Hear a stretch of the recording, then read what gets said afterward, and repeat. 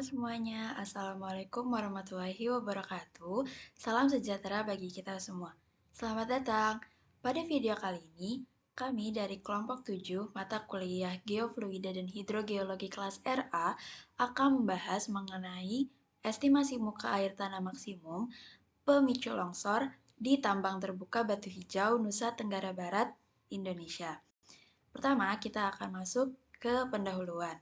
Ada banyak efek buruk dari air tanah yang tidak terkendali di dalam dan di sekitar tambang terbuka. Seperti contohnya adalah kegagalan lereng. Tergantung pada intensitas kejadian hujan dan kondisi tanah yang mendahului, sebagian dari curah hujan akan membentuk limpasan dan sebagian lagi akan meresap.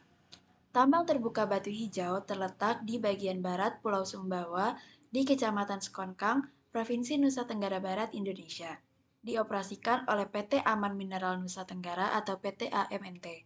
Dan ketinggian air tanah tambang Batu Hijau ini dapat berubah karena curah hujan yang tinggi atau aktivitas penggalian yang terus-menerus yang dapat mengganggu pori-pori di dalam batuan.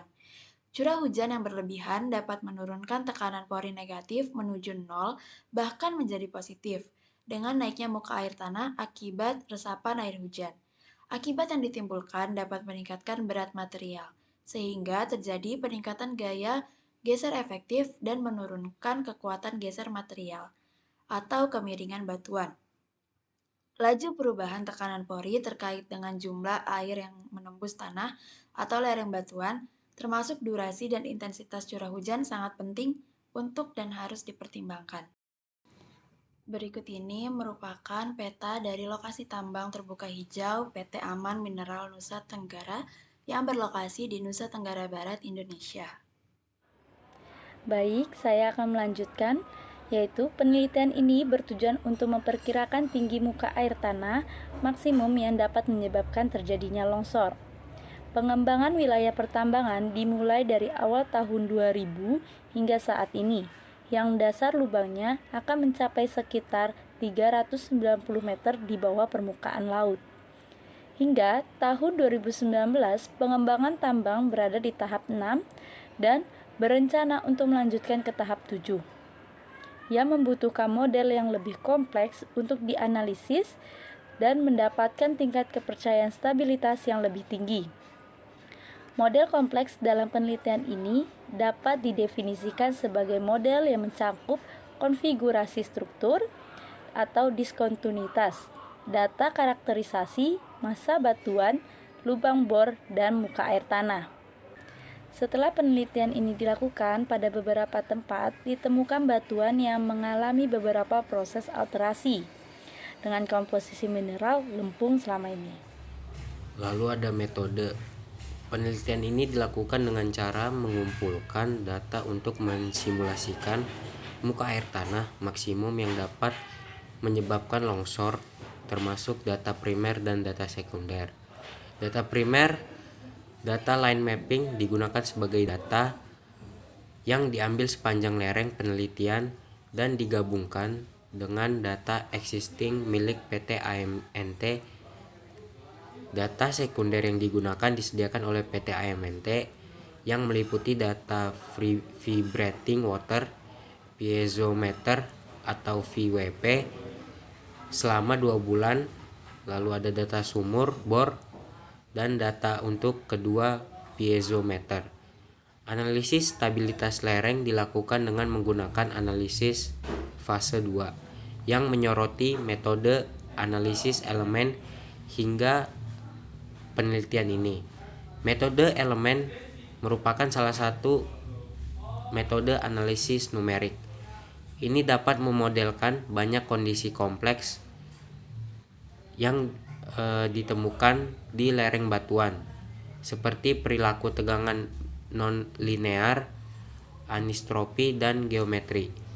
Selanjutnya, model air tanah dihasilkan dari fase 2 menggunakan metode analisis elemen hingga untuk rembesan air tanah. Fase 2, perangkat lunak akan menghitung rembesan kondisi lunak untuk menentukan distribusi tekanan pori berdasarkan kondisi batas air tanah.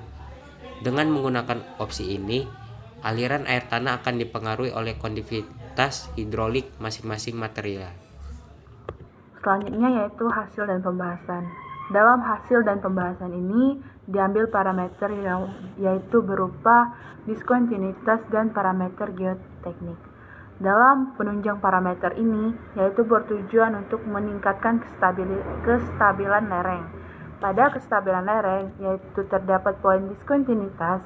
Secara umum, keruntuhan lereng di PT Batu Hijau ini sebagian besar itu dikendalikan. Oleh sebab itu, diskontinuitas di dalam area ini perlu dipertimbangkan. Pada umumnya, penulis memutuskan untuk menggunakan model yang lebih realistis, seperti massa batuan anisotropik, di mana paralel fraktur deterministik termasuk dalam model untuk membuat model yang lebih realistis. Selanjutnya yaitu jumlah dari data sambungan digunakan dan dianalisis dalam perangkat lunak DIPS, yang mana untuk menemukan kemiringan representatif sambungan dan arah kemiringan di daerah penelitian, yang mana mempengaruhi stabilitas lereng dan dikonversi menjadi kemiringan semu untuk dimasukkan ke dalam model lereng. Selanjutnya yaitu ada parameter geoteknik. Dalam parameter ini, data material yang akan dimasukkan dalam model massa batuan sebelumnya yaitu diperoleh dari uji laboratorium PT AMNT, seperti yang terlihat pada gambar ini, termasuk ke dalam tegangan tekanan uniaksial atau USS, faktor pengganggu D, dan konstanta massa batuan MI. Dengan data yang disediakan, fase-fase diagram nanti akan secara otomatis menghasilkan konstanta lain berdasarkan saran dan data Hooke dan Brown seperti MB, S, dan A. Seperti yang dijelaskan sebelumnya, dalam metode ini untuk faktor gangguan digunakan dua nilai yaitu 0,7 dan 1 untuk membedakan efek peledakan karena PT AMNT menggunakan pre-split dalam kegiatan peledakan. Untuk hasil dan pembahasan berikut ini dilampirkan gambar 1 dan gambar 2, yang mana gambar 1 merupakan kondisi air tanah di sekitaran PT tersebut, dan gambar kedua merupakan hasil analisis kestabilan lereng berdasarkan data mingguan yang dilakukan selama 2 bulan terakhir, yaitu pada bulan Oktober, November, dan Desember. Jadi, kesimpulan yang telah didapat setelah kita melihat slide-slide yang telah dipresentasikan tadi ialah keamanan lereng mengalami tren penurunan dikarenakan kenaikan muka air tanah yang sebesar 10 meter yang berdasarkan pembacaan FWP atau yang bisa kita bilang dengan vibrating wire piezometer. Kenaikan muka air tanah ini menyebabkan menurunnya kuat geser material yang dapat menyebabkan longsor pada lereng-lereng tersebut, yang mana kemiringan menjadi tidak stabil di posisi pada ketinggian 70 meter. Kondisi ini dapat terjadi dikarenakan kita mengabaikan kegiatan penggalian dalam lahan analisis atau dalam lahan penelitian. Sekian dari kelompok kami, bila ada kurangnya mohon maaf. Billahi taufiq wal hidayah. Wassalamualaikum warahmatullahi wabarakatuh.